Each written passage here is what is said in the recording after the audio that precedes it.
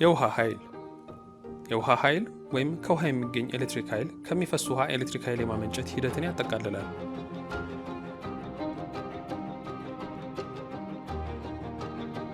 የውሃ ዑደት በፀሐይ ስለሚታደስ የታዳሽ ኃይል ይባላል። ዘመናዊ የውሃ ኃይል ተቋም ኤሌክትሪክ ኃይልን በተርባይንና ጄኔሬተር በመጠቀም ያመነጫሉ። በመንቀሳቀስ የሚፈጠረው የሜካኒካዊ ኃይል የተርባይን ሮተሮችን ያዞራል። ይህ ተርባይን ከኤሌክትሮማግኔቲክ ጄኔሬተር ጋር የተገናኘ ሲሆን ተርባይኑ ሲዞር ኤሌክትሪክ ኃይል ያመነጫል። ከውሃ የሚገኝ የኤሌክትሪክ ኃይል በሁለት መንገድ ይመነጫል። የግድብ መሰረት ያለው ስርዓትና የወንዝ ፍሰት ስርዓት ናቸው። የውሃ ግድቦች የተከማቸውን የውሃ ኃይል ወይም ፖቴንሻል ኢነርጂ በመጠቀም ኤሌክትሪክ ኃይል ያመነጫሉ።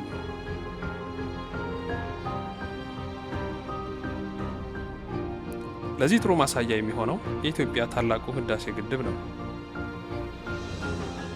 በግድቡ የተፈጠረው የከፍታ ልዩነት የግፊት ወይም ግራቪቴሽናል ፎርስ ኃይልን ያመነጫል።